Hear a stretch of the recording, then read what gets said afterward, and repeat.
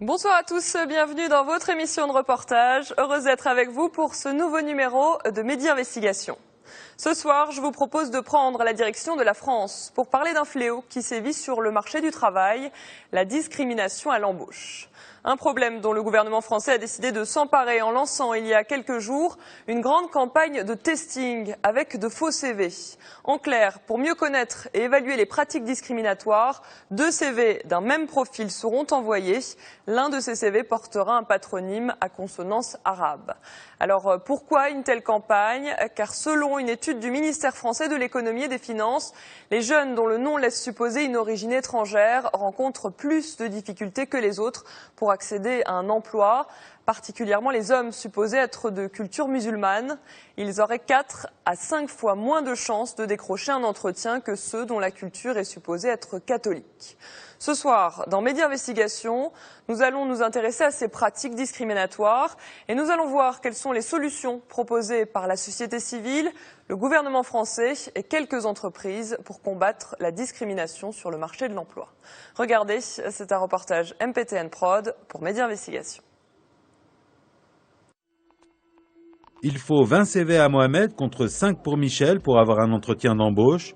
Une statistique dure mais pourtant bien réelle. Les candidats ne sont pas jugés uniquement sur leurs compétences et talents, mais sur leur patronyme ou leur lieu de résidence. Bien que relevées depuis de nombreuses années, les discriminations à l'embauche en France sont toujours aussi tenaces. Une réalité qui tient autant de la présence de préjugés raciaux en France que d'un marché de l'emploi fonctionnant en réseau familial et éducatif. Nous avons suivi plusieurs candidats dans des salons de l'emploi, posé des questions à des directeurs des ressources humaines, mais également relevé des solutions apportées par les membres de la société civile. La loi relève 19 critères de discrimination, dont par exemple l'origine, le lieu de résidence, l'âge, le patronyme ou la situation de famille, et le candidat a un large éventail pour porter plainte. Même si cela reste compliqué à prouver, il peut aller au tribunal ou faire appel aux défenseurs des droits. L'Assemblée nationale réfléchit même à un recours collectif contre les entreprises discriminantes. Face à ce phénomène inquiétant, le gouvernement français a décidé de prendre des mesures en mettant en place des testings de grande nature, mais également des salons pour montrer le dynamisme d'une population pourtant pleine de ressources et d'envie. Nous verrons les solutions qui existent telles que le CV anonyme ou le tutorat de jeunes diplômés. Retour sur un phénomène inquiétant qui fissure l'idéal républicain, liberté, égalité, fraternité. Nous sommes à Paris. Nous retrouvons Sofiane, qui est au chômage depuis 1 an et demi. Moi, c'est Sofiane, j'ai 30 ans. J'ai un BTS commerce international. Là, actuellement, je suis en recherche d'emploi. Et pourtant, Sofiane n'a pas démérité. Il est comme des milliers de jeunes issus de la diversité qui ont fait des études et ne trouvent pas de travail. Du coup, j'ai obtenu mon BTS en 2007. Derrière, c'était vraiment très compliqué par rapport aux événements parce qu'il s'est passé beaucoup de choses. Il y a eu beaucoup d'émeutes à Argenteuil. Moi, j'ai du coup eu rapidement besoin d'argent. Donc j'ai dû trouver un boulot rapidement. Et voilà, donc je continue, je suis vraiment déterminé, je cherche un emploi. Pour moi, c'est pas une situation de rester comme ça, sans emploi. J'ai vraiment besoin de me sentir utile et vraiment productif au sein d'une société, hein, tout simplement. Il partage son temps entre les sites internet et Pôle emploi, qui recense les annonces, mais qui est très dépendante du marché du travail, atrophié en ce moment. Pôle emploi, je trouve, aujourd'hui, c'est en tout cas en France, c'est le moyen le plus efficace d'être orienté vers un métier. Maintenant, malheureusement, je trouve que ce qui nous est proposé, en tout cas en tant que demandeur d'emploi, c'est pas forcément en relation avec ce qu'on recherche, ni avec le parcours scolaire. Moi, en l'occurrence, j'ai quand même un certain bagage, notamment linguistique, où je parle quand même 4 langues. Et aujourd'hui, on me propose des emplois qui n'ont vraiment aucun rapport avec ça. Qu'est-ce qui le désavantage? Son CV ou son patronyme? Il se sent discriminé sans pouvoir pour autant le prouver. J'ai l'impression que l'endroit d'où on vient, les origines jouent énormément, le contexte dans lequel on grandit joue aussi beaucoup. Malheureusement, moi, je suis pas responsable de ça. Voilà. Après, dire que c'est la discrimination, je sais pas. J'espère que non. Mais malheureusement, j'ai bien l'impression que c'est le cas, quoi. Discrimination, le mot est lâché.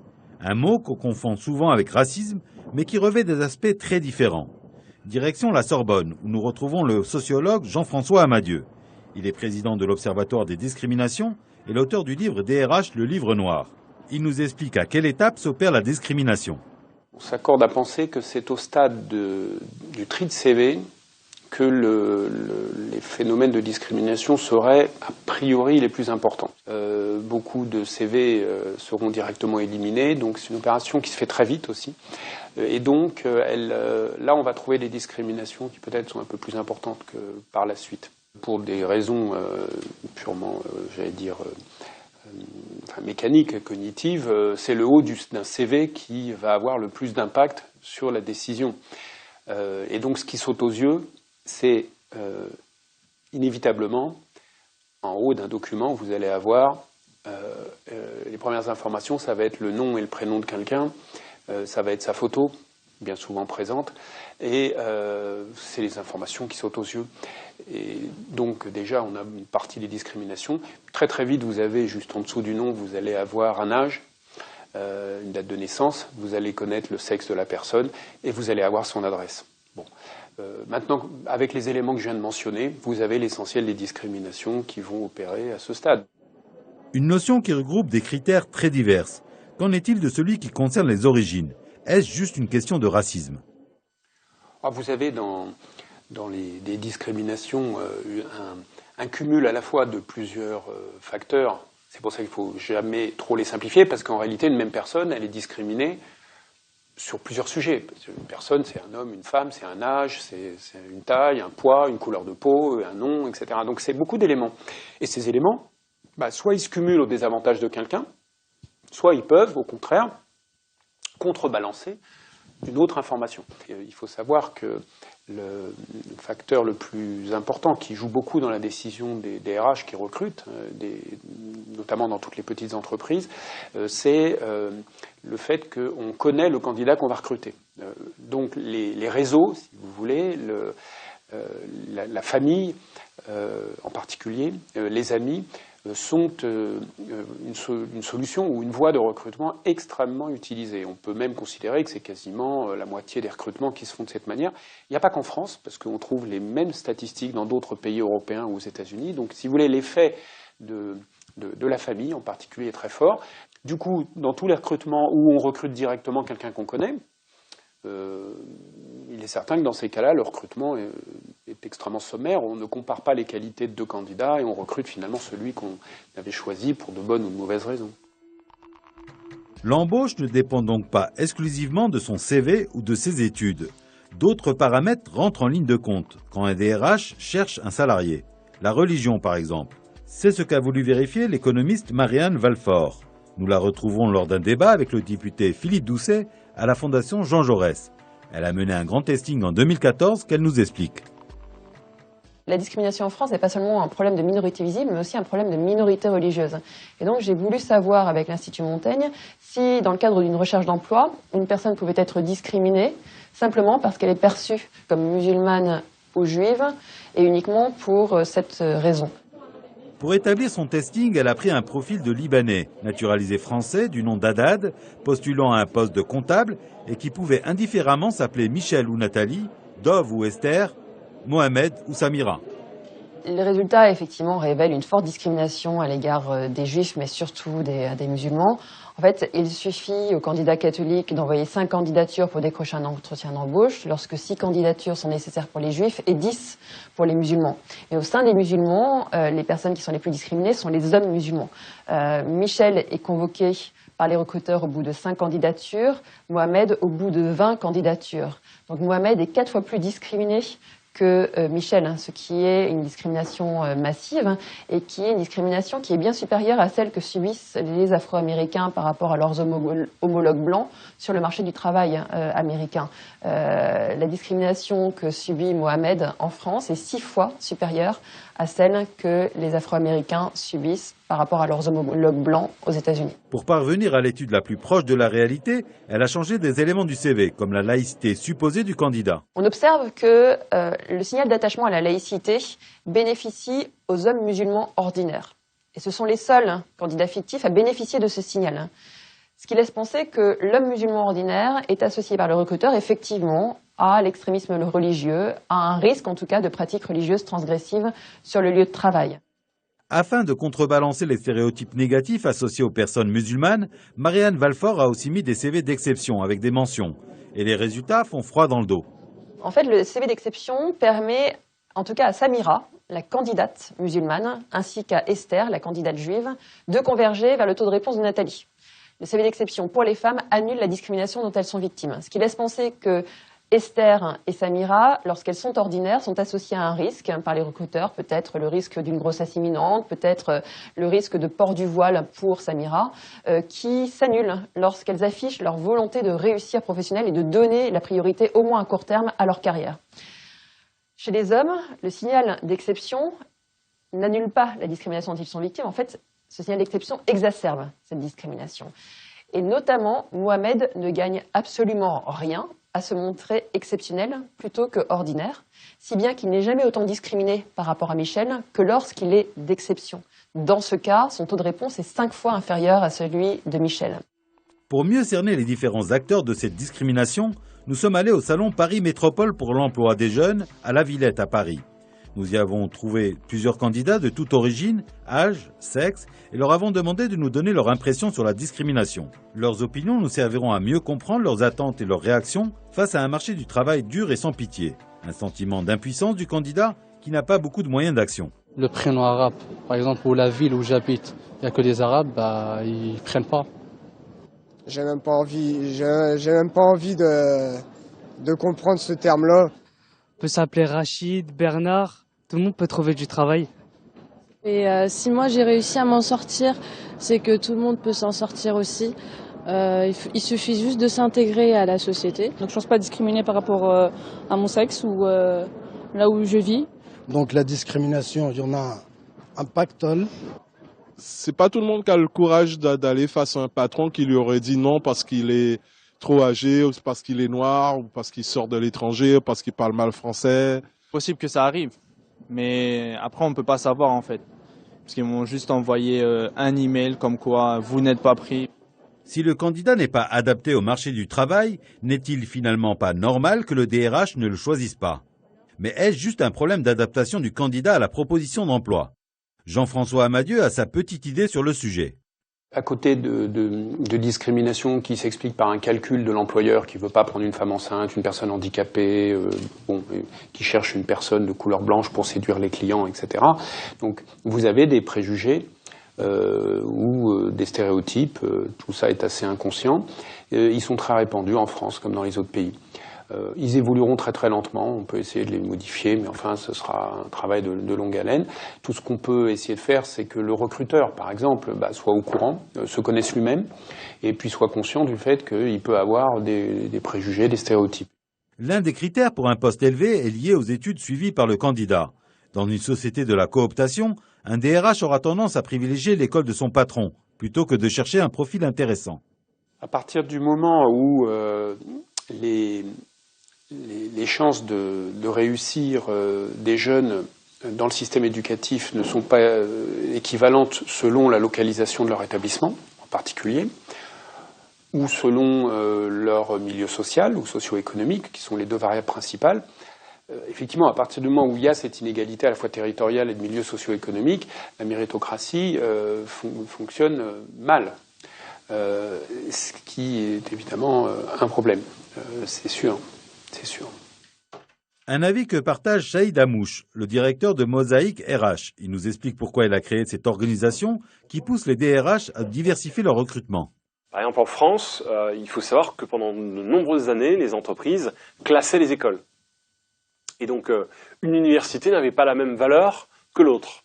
Et donc, si par la cartographie scolaire, on était poussé à faire de l'économie, soit l'université de Villetaneuse, soit celle de Seine-Saint-Denis, et qu'on validait son cursus, eh bien, il faut savoir que ces universités n'étaient pas reconnues dans la plupart des entreprises du CAC 40, parce qu'on considérait que c'était des entreprises, c'était des universités de seconde ou troisième catégorie. Et donc là, il y a un problème de système et de classification. C'est-à-dire qu'on a mis la carte scolaire pour pouvoir créer de la mixité, et en fait, ça perturbe, parce que du coup, ça crée des discriminations et ça alimente mécaniquement les chiffres de chômage. Donc là, il y a une injustice dont il faut parler et auquel il faut vraiment tordre le cou. Il y a un stéréotype à briser, c'est-à-dire que ces candidats qui habitent les quartiers populaires, qui sont moins privilégiés que les autres parce que ils sont d'origine sociale modeste, pourquoi ils hériteraient d'une image négative au regard du recruteur? Pour sortir des clichés, Saïd Amouche change le discours des directeurs des ressources humaines en leur fournissant des candidats de bonne qualité. Alors, l'innovation dans Mosaïque RH, c'est de travailler à la fois sur l'accompagnement des entreprises. Donc, on apporte du conseil en recrutement, on présente des profils, et donc, du coup, on maîtrise tout un dispositif de bienveillance autour du recruteur pour l'amener à comprendre que la discrimination, d'abord, elle est égale, et puis elle porte préjudice à l'entreprise et qu'il faut faire de la promotion de la diversité. Donc, on a toute une logique d'accompagnement autour du recruteur, mais je pense qu'il faut faire en simultané la même chose autour du candidat. C'est-à-dire qu'il faut à la fois accompagner le recruteur, mais aussi le candidat.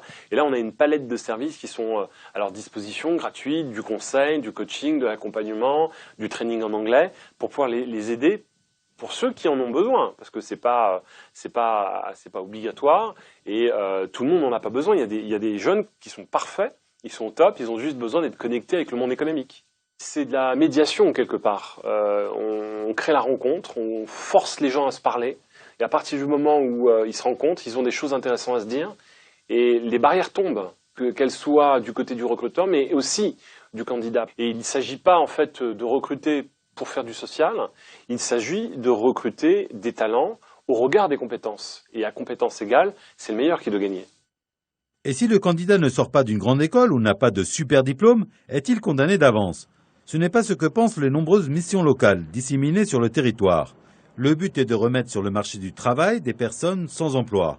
Nous sommes à la mission locale de Paris, dans le quartier populaire de Ménilmontant, dans le 20e arrondissement. Leur but, redonner confiance aux candidats qui font face à ces échecs répétés sur le marché du travail.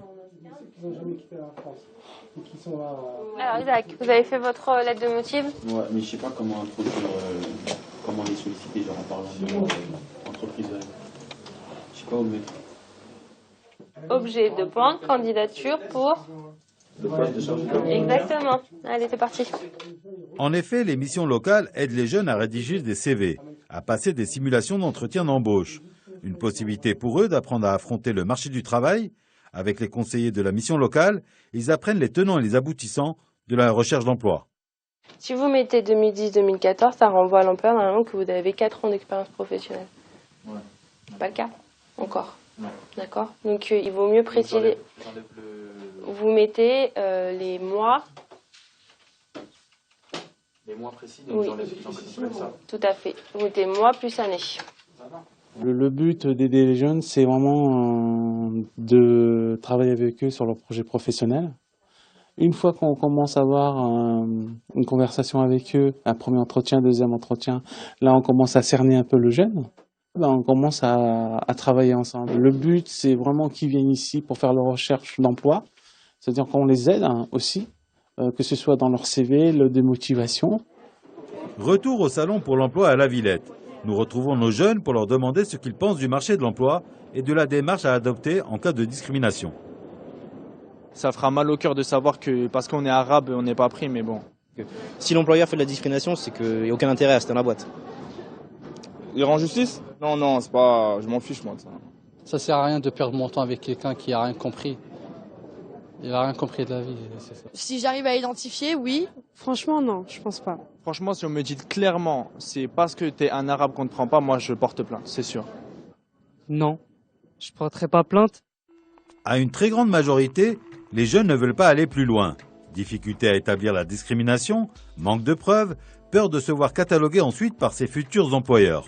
L'un des organes publics qui aide le plus les personnes discriminées est le Défenseur des droits. Regroupant plusieurs organismes de défense des citoyens, il englobe en son sein l'ancienne haute autorité de lutte contre les discriminations. Nous avons rencontré Clémence Lévesque, chargée de mission emploi privé au sein de cet organisme. Elle nous explique en quoi consiste le rôle des défenseurs de droits. En cas de discrimination avec un employeur, on peut tout à fait demander à l'employeur de fournir des informations, d'être auditionné, on peut enquêter sur place. Et puis après, on peut, en fonction aussi de ce que veut la victime, soit procéder à une médiation, un règlement amiable, notamment si la relation de travail est toujours en cours, on va essayer d'intervenir pour qu'elle se maintienne et trouver une solution, soit si la personne est engagée dans le cadre d'un contentieux, notamment devant le Conseil de prud'homme, on peut prendre une décision où on produit des observations devant le tribunal qui sont assez majoritairement suivies. Dans près de 70% des cas, les observations du défenseur des droits sont suivies et ça permet à la victime d'obtenir gain de cause et des dommages et intérêts. Le défenseur des droits vient d'établir un rapport et les résultats marquent une progression de la discrimination, notamment depuis les attentats. On a traité plus de 75 000 cas cette année. En matière de discrimination, c'est 4 800 saisines qui ont été reçues par le défenseur des droits et plus de la moitié portée sur l'emploi. Le défenseur des droits est majoritairement saisi sur des questions liées à l'origine, en tout cas dans le secteur privé, mais aussi dans le secteur public sur des questions liées au handicap et à l'état de santé. Ce sont les principaux critères de saisine. Mais les questions d'origine dans l'emploi, c'est le premier critère de discrimination, ça représente 20% des saisines dans le secteur privé. Un rôle utile de défense des citoyens qui peut aussi se rapprocher des syndicats ou de l'inspection du travail. Pour mieux saisir l'aspect juridique de la discrimination, nous avons rencontré Frédéric Guillaumard, professeur de droit social et auteur d'une recherche approfondie sur la jurisprudence de ces affaires. En droit, on parle plutôt de discrimination pour désigner une différence de traitement négative. On va traiter de manière différente une personne en lui donnant des désavantages en raison de caractéristiques qu'elle présente, donc en raison de son âge, de son sexe ou de son origine ethnique ou raciale. Alors on a énormément de textes, en fait, c'est ce qui caractérise aujourd'hui les discriminations. Nous avons un nombre considérable de textes qui se sont développés depuis la Seconde Guerre mondiale. Et ces textes se sont développés depuis, en réalité, les persécutions du nazisme, où les personnes ont été maltraitées en raison de leurs caractéristiques, l'égard des juifs, des tziganes, des homosexuels, des personnes handicapées, etc. Alors la Constitution de 1946 a inscrit l'interdiction de distinguer les personnes en raison de leur religion, leur race, leurs opinions politiques. Ces textes ensuite se sont développés beaucoup depuis les années 1980, en particulier sous l'emprise du droit européen, le droit de la Convention européenne des droits de l'homme et le droit de l'Union européenne. Alors si c'est une discrimination dans l'emploi, la juridiction compétente est le Conseil de prud'homme, donc qui est une juridiction qui est composée à la fois de salariés et d'employeurs. Alors c'est la juridiction qu'on doit saisir, mais en réalité il faut obtenir des preuves. Donc il faut s'adresser en même temps à d'autres acteurs, qui sont très souvent l'inspection du travail, le délégué du personnel, les syndicats. Un salarié isolé aura beaucoup de mal à se prévaloir d'une discrimination en allant directement devant les prud'hommes sans avoir fait ce travail préalable avec des acteurs qui sont spécialisés dans cette lutte contre les discriminations. Alors, les sanctions encourues en matière de discrimination, il y en a plusieurs. Il y a d'abord des sanctions d'ordre pénal, mais c'est pour le cas où la discrimination serait volontaire et une discrimination prouvée. Donc c'est très rare. En réalité, on n'a pratiquement pas de cas de discrimination sanctionnée pénalement. La plupart des sanctions, ce sont des sanctions civiles. Mais les sanctions civiles, pour refus d'embauche, ce sera simplement l'octroi de dommages et intérêts pour le préjudice causé par le refus d'embauche. Donc c'est assez variable selon les affaires, 1 millier d'euros jusqu'à 6 000 euros, mais ce sont des sommes finalement qui ne sont pas si importantes que ça au regard de l'importance du préjudice subi par ces personnes qui sont écartées du marché du travail en raison de ces pratiques discriminatoires. Un nombre de plaintes très inférieur à la vérité sur le terrain. Plusieurs pistes sont à comprendre derrière ce phénomène. C'est que moins vous avez de droits, moins vous allez en justice, vous ne faites pas valoir vos droits. Alors c'est particulièrement le cas pour les salariés qui sont sur le marché du travail dans une situation de précarité particulière et ils craignent en effet que s'ils agissent en justice, eh bien, ils n'auront jamais accès à l'emploi. Donc c'est le cas de toutes les personnes qui sont en situation de vulnérabilité qui font très peu valoir leurs droits. Il y a des aspects factuels et il y a également des aspects juridiques qui font que c'est finalement assez difficile de faire valoir ses droits devant le juge parce qu'il faut rassembler ces indices qui montrent que l'employeur vous a refusé l'accès à l'emploi parce que vous avez telle ou telle caractéristique. Et évidemment, il n'y a que des employeurs qui soient très malhabiles qui le font. Si la plainte ne va que rarement jusqu'au bout et pour laquelle il faut patienter plusieurs années, certains ont décidé de réagir et d'aider l'employeur à mieux se défendre. À l'Assemblée nationale, nous retrouvons le député PS de Montreuil, Razi Hamadi. Il est à l'origine d'une initiative originale pour lutter contre les discriminations, l'action de groupe, plus connue sous son terme américain, la class action. L'action de groupe dans le domaine des discriminations, ça veut dire quoi concrètement? Aujourd'hui, lorsque vous êtes discriminé, vous êtes souvent seul, isolé. Parce que vous êtes une femme, parce que votre couleur, parce que votre religion supposée, parce que vous êtes en situation de handicap. Et en conséquence, vous êtes seul. Vous êtes seul face à l'administration, vous êtes seul face à la grande entreprise qui peut vous discriminer sur votre salaire. Et donc, très souvent, comme l'ensemble des études nous l'indiquent, une personne sur deux victime de réelle discrimination ne porte pas plainte, ne va pas devant la justice. Et ensuite, quand bien même ils vont devant la justice, les condamnations sont souvent de l'ordre du pénal. C'est-à-dire qu'on est sur des condamnations qui sont symboliques, importantes, mais la réparation financière n'est pas au cœur. Et donc, moi, ce que j'ai souhaité faire, c'est simplifier la procédure, faire en sorte que nous ayons des actions de groupe, c'est-à-dire que les gens puissent se rejoindre, se mettre ensemble lorsqu'ils sont victimes des mêmes discriminations. Et ensuite, comme aux États-Unis, ce que l'on appelle les class action. Et puis, de la même manière, c'est très important d'être indemnisé. Un concept venant des États-Unis et qui permet aux citoyens de se réunir pour porter plainte conjointement. Une méthode qui a fait ses preuves, notamment sur les questions de consommation. Donc l'action de groupe qui permet de faciliter la procédure, qui permet aux gens de se réunir et qui au final sanctionne avec la réparation financière, me semble être aujourd'hui un outil adapté qui a démontré son efficacité dans les autres pays européens où il a été mis en place, mais y compris aux États-Unis. En effet, vous pouvez saisir une association ou un syndicat qui ensuite, avec votre accord, mobilise un avocat, bien évidemment, pour éviter justement dans un premier temps des actions de groupe qui viendraient démultiplier les initiatives sans pour autant que nous ayons, pour ainsi dire, de résultats probants. Une pratique que le député veut voir étendue aux entreprises discriminantes et qui pourrait voir leur portefeuille particulièrement touché par ces actions. Les class action concernent les grandes entreprises, concernent l'administration publique, concernent le domaine du logement. On ne peut pas considérer qu'une discrimination dans telle structure serait moins importante que dans telle autre. Pour Frédéric Guillaumard, ce genre de proposition va dans le bon sens, même s'il émet un bémol sur la méthodologie. L'idée favoriserait l'action en justice. Bon, ça suppose d'avoir des acteurs qui s'emparent véritablement de cette question-là, qui développent une expertise, donc c'est pas non plus très évident à manier. Les préjudices qui pourront être réparés au titre de ces actions seront très limités. Notamment, on ne réparera pas le préjudice moral, alors que le principal préjudice subi dans ces affaires-là, ce sont des préjudices moraux. Donc, les actions seraient utiles, mais elles ne permettront pas de réparer des préjudices très importants. Pour nos autres intervenants, cette démarche apportera un peu plus d'équité entre l'embaucheur et l'embauché. L'action de groupe permet de renforcer l'aménage juridique qui repose sur les entreprises, mais une fois de plus, à l'image de la campagne nationale de testing, elle ne s'appliquera pas aux entreprises de petite taille, parce que ces entreprises de petite taille ne génèrent pas le volume d'offres d'emploi suffisant pour permettre la mise en œuvre d'une action de groupe. Les class action, c'était une bonne idée, et surtout si elles avaient été menées, au fond, mises en place en France, comme ça existe aux États-Unis dans le domaine des discriminations. Et donc, évidemment, j'étais favorable. Malheureusement, ce dispositif a été totalement détricoté et affaibli à l'Assemblée nationale, au Parlement. Il n'en reste plus grand-chose. Et en réalité, il faut savoir qu'avec les class action dans le domaine des discriminations mises en place en France, aucune personne à ce titre n'obtiendra d'argent. D'un point de vue économique, la discrimination est perçue comme une aberration, notamment pour la collectivité nationale. Des jeunes titulaires de diplômes et parlant plusieurs langues restent en dehors du marché de l'emploi, là où ils pourraient être une force vive de la nation. La discrimination, c'est une aberration économique parce qu'elle amène les entreprises à se priver de talents. On sait, différentes études l'ont montré, que la diversité est un facteur de performance pour autant qu'elle soit introduite dans des milieux professionnels qui lui soient favorables. Et dans ce cas-là, la mise en commun de parcours, d'expériences, de compétences, d'approches plus diverses permet aux équipes d'être plus innovantes et donc d'être beaucoup plus performantes que si ces équipes avaient été homogènes. Il y a une double incohérence économique. La première, c'est qu'une entreprise qui ne recrute pas, c'est une entreprise qui n'arrivera pas à se développer.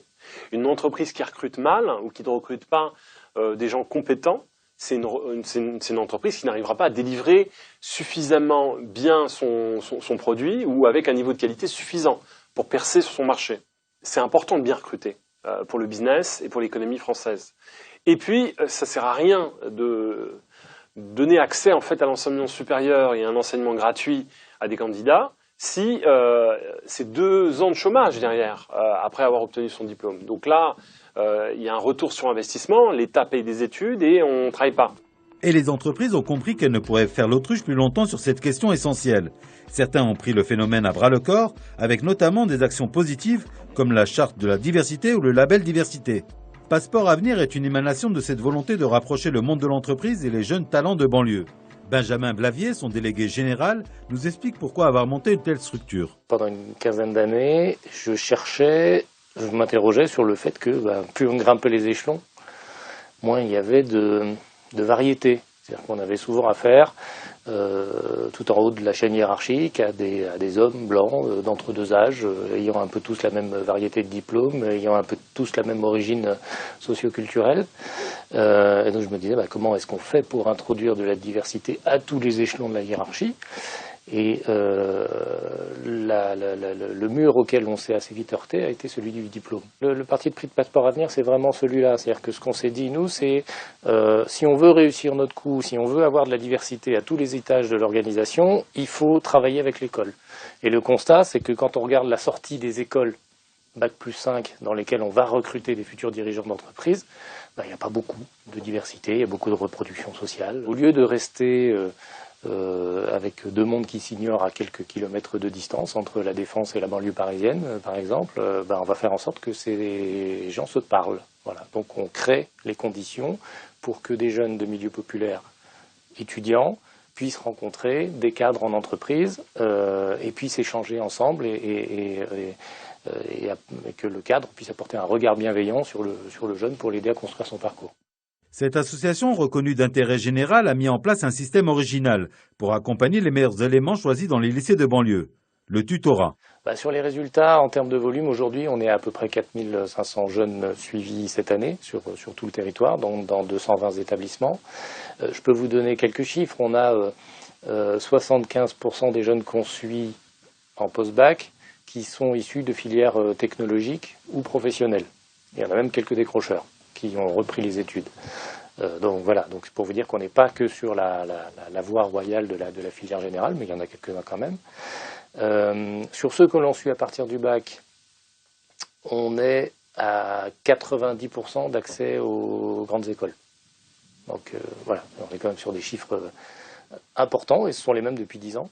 Et puis notre grande fierté, c'est qu'au bout du compte, sur les jeunes que nous avons suivis en grande école et qui vont jusqu'au bout, on a pour l'instant, on touche du bois, un 100% d'accès à l'emploi. C'est-à-dire qu'ils trouvent tous un job dans les 6 mois qui suivent leur diplôme, parce que notre boulot a consisté à les aider à avoir un diplôme à très forte valeur ajoutée sur le marché de l'emploi.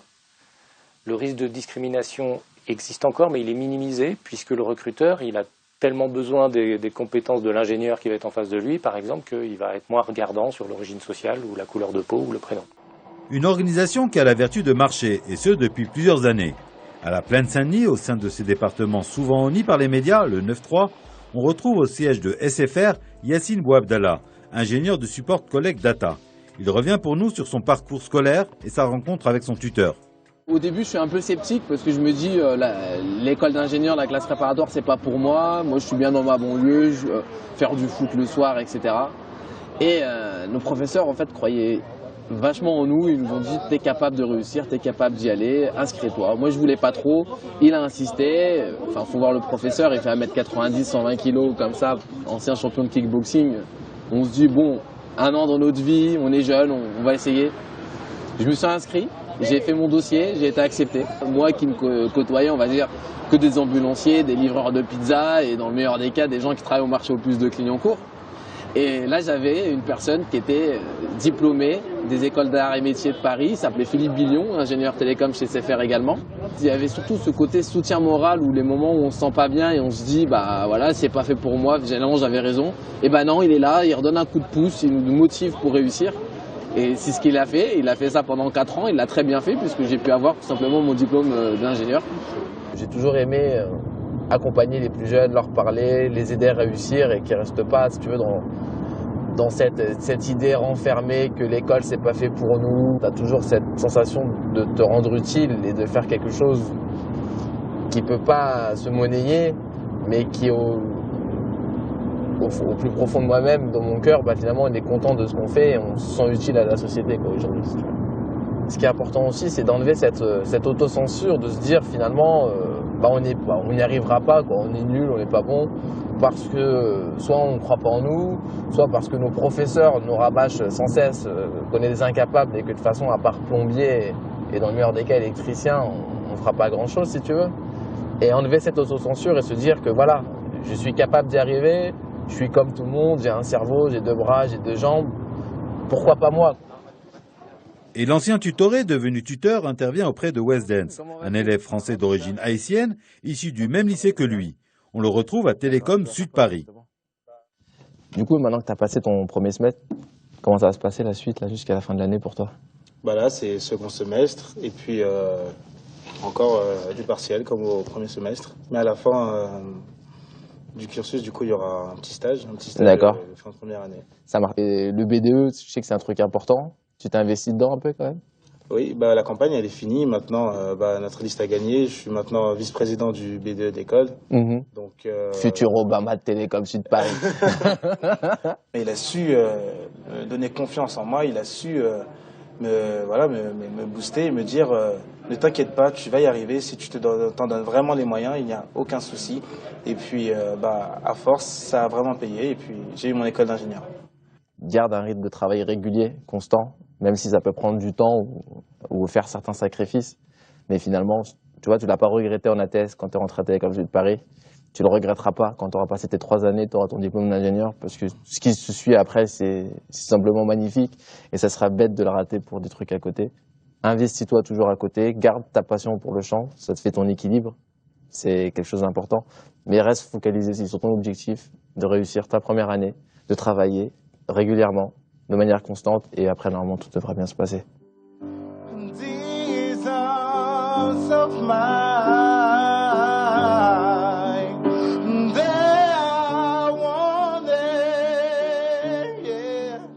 Et très souvent, ceux qui ne trouvent pas de travail le créent eux-mêmes. Des petites entreprises qui demandent toutefois une rigueur et un investissement important. Pour les accompagner, on retrouve à Nanterre Yassine Jaziri, créateur de la société de BTP Azro. Inconsciemment, j'ai toujours cru ou j'ai toujours su que je voulais être entrepreneur. Voilà, j'ai toujours l'idée d'être entre guillemets autonome, parce qu'on n'est pas réellement autonome et indépendant quand on est entrepreneur, contrairement à ce qu'on pense, et mener mon propre barque et mon propre cheminement. Ça a toujours été en moi. Et au bout de quelques années, dès que j'ai pu mettre un peu d'argent de côté, réfléchir à une idée de projet, je me suis lancé. Et les jeunes créateurs d'entreprises sont aussi confrontés à d'autres problématiques. Et ce n'est pas toujours le financement qui fait défaut. L'argent trouve toujours des solutions. C'est plutôt de trouver le bon secteur, le bon créneau et être convaincu que, avoir des objectifs et savoir s'entourer. C'est plutôt à la base des gens qui n'avaient pas le parcours fléché.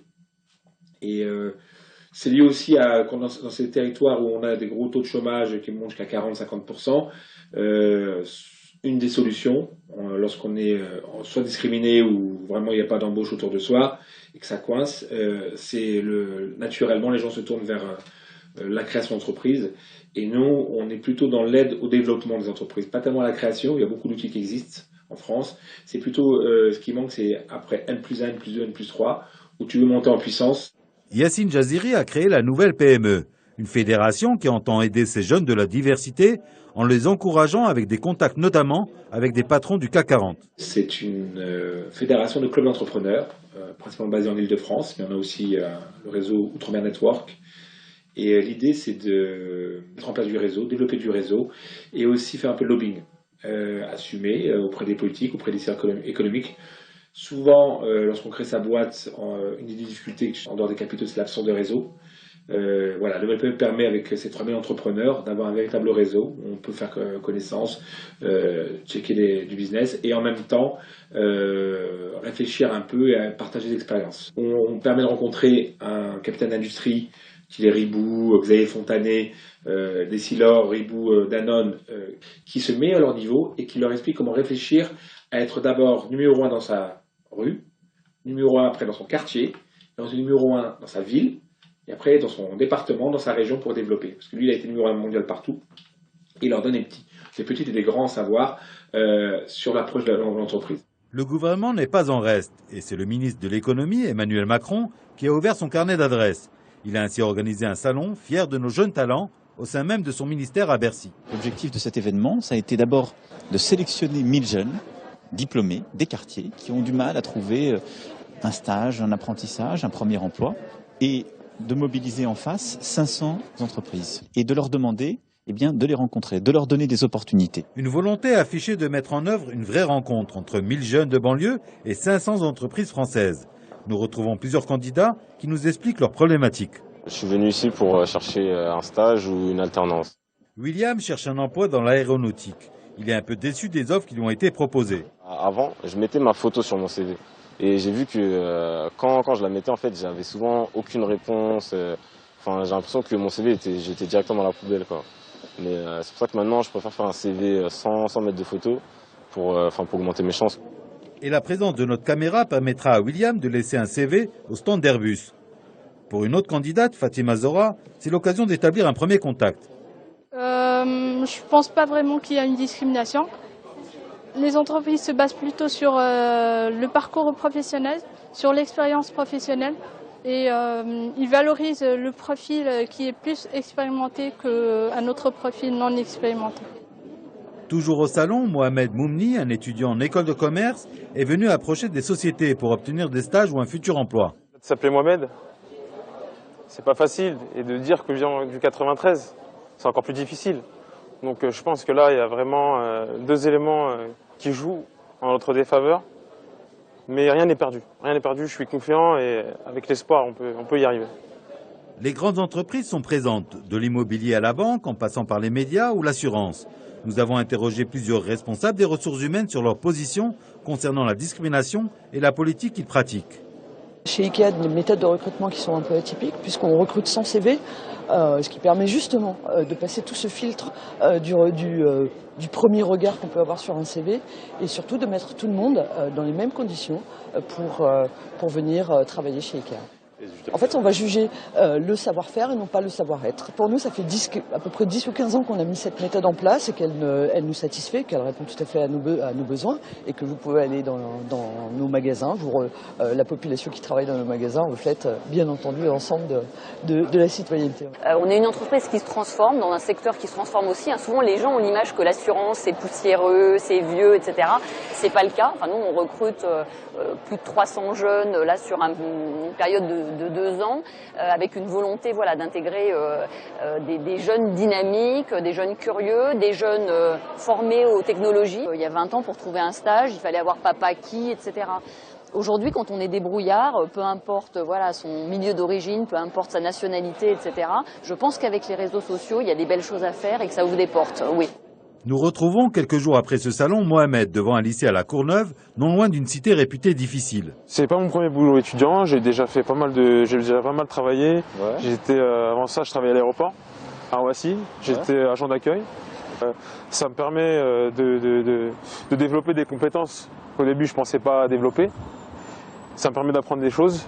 Pour Mohamed, un seul élément fait la différence, la motivation. J'avais un ami qui me disait moi je me ferme jamais de porte pour arriver le plus haut possible. Et aujourd'hui je suis son conseil et je me dis tout est possible en vrai. Quand on part de rien, on peut décrocher la lune en vrai. Et j'avais aussi des modèles qui n'avaient pas forcément réussi à l'école, mais qui travaillaient dur dans la vie. Et ça me donnait vraiment envie de réussir au niveau scolaire. Et il dispose d'un outil de choix pour établir des relations avec le monde du travail, Internet. Ça se joue énormément sur le culot. Faut pas hésiter à envoyer des messages à des gens qu'on ne connaît pas. Parce qu'aujourd'hui, les réseaux sociaux, c'est super important. Pour trouver un stage ou créer son carnet d'adresses. Je regarde un peu LinkedIn, les réseaux comme ça, Viadeo, où là, je peux retrouver des chefs de produits et pas mal d'autres postes. Pour envoyer des messages, ça a marché déjà dans le passé pour trouver mon stage à New York. J'avais contacté un responsable sur LinkedIn Et ça a marché aussi pour réussir mes écrits et mes oraux des écoles de commerce. J'avais les anciens étudiants qui me donnaient des conseils à travers ce réseau social. Visible ou invisible, la question se pose à l'heure des réseaux sociaux et d'Internet. Faut-il effacer son identité pour passer la barrière du CV et au moins arriver à l'entretien d'embauche, ou exprimer ses particularités dès le départ pour ne pas affronter un refus plus tard? Il faut être lucide. Si quelqu'un a pas envie d'embaucher un Mamadou, ou Fatoumata ou Fatia, il ne le fera pas. Parce qu'il n'en a pas envie et on peut pas, c'est sa boîte et il fait comme il veut. Et s'il pense que c'est pas bon pour son business, à tort, j'en suis convaincu, on va pas l'obliger. Derrière cette question se cache l'une des solutions miracles de la lutte contre la discrimination, le CV anonyme, un concept qui n'est pas forcément bien compris. Pour nos jeunes au Salon de l'Emploi à La Villette, la solution n'est pas aussi évidente à mettre en place. J'ai jamais fait, mais je pense que le patron il va pas prendre parce qu'il sait pas qu'est-ce qui cache derrière ce CV. Il faut quand même avoir une image. Je pense que ça serait pas une mauvaise idée non plus. Parce que au final, ça mettra en avant les compétences des gens vraiment réellement de ce qu'eux ils donnent et voilà. Faire un CV anonyme, c'est une bonne idée parce que on voit pas, on sait pas qui vous êtes et voilà quoi. Ça limiterait les personnes à plus regarder ce qu'on sait faire que qui on est plutôt.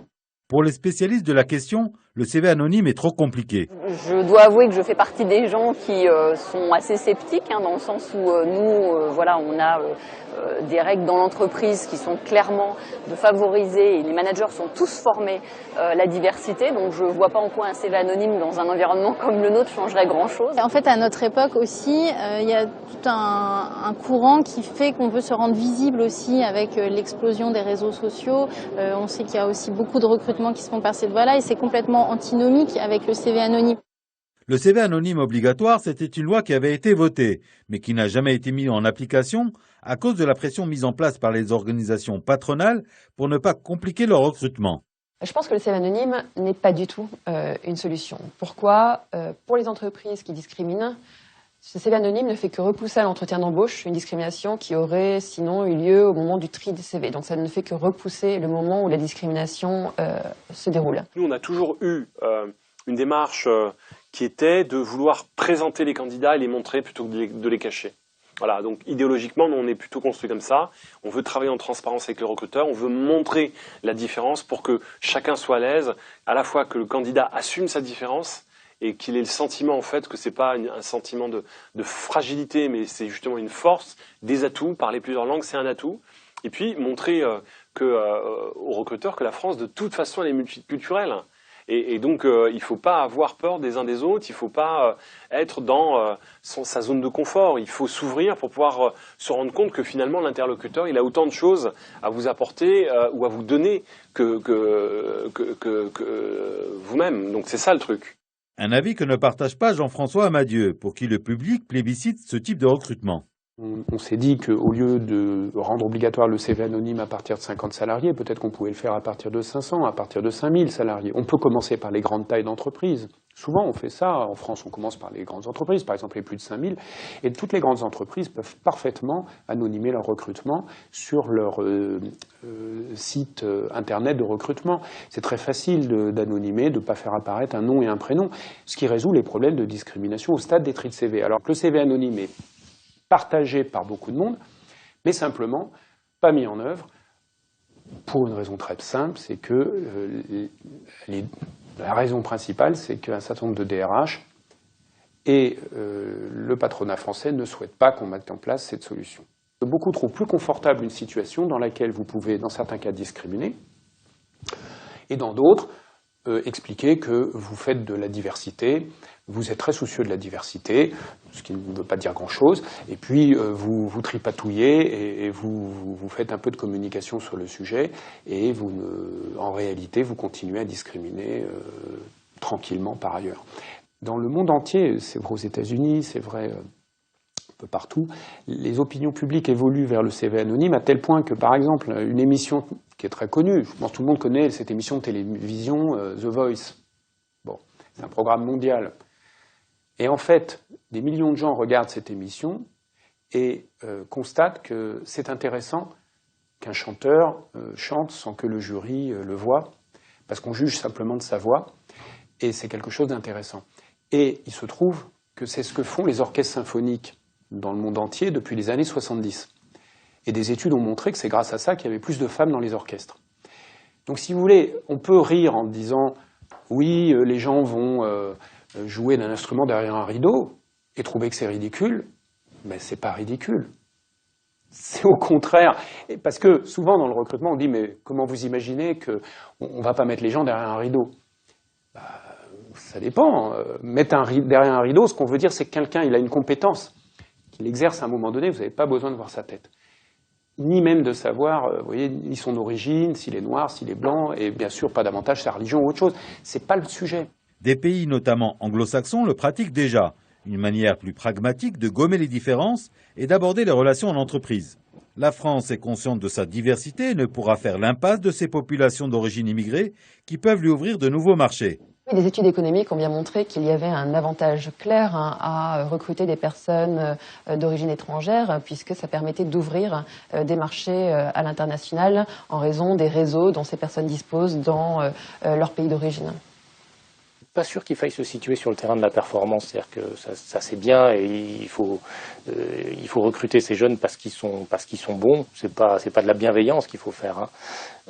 Mais il faut aussi les recruter par conviction, c'est-à-dire qu'à un moment, quel projet on a envie d'avoir dans ce pays? Est-ce qu'on veut un pays où vous avez deux sociétés, c'est-à-dire là encore les insiders avec des gens qui se ressemblent et qui travaillent et tous les autres qui seraient exclus, ou est-ce qu'on veut une société où tout le monde ait sa chance? Il faut se vendre comme une richesse, comme cette diversité, c'est différent.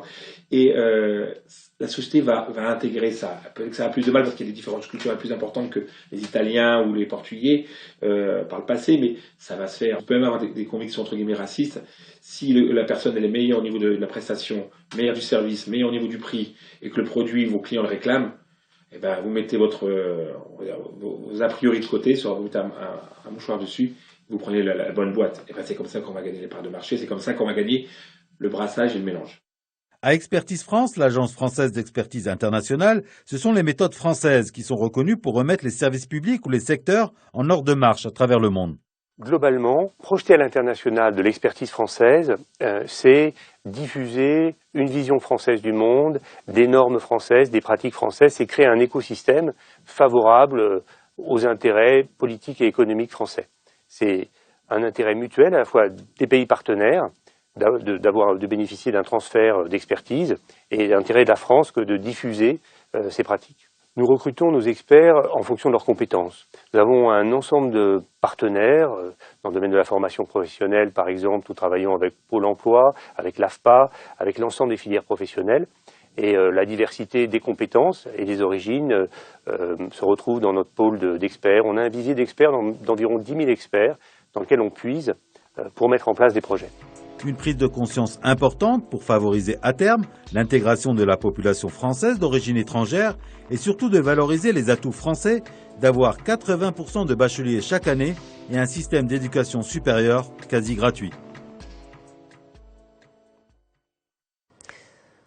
Voilà, c'est la fin de Medi Investigation. Merci d'avoir été avec nous. Je vous donne rendez-vous dans 2 semaines pour de nouveaux reportages. D'ici là, portez-vous bien. Excellente suite des programmes en notre compagnie.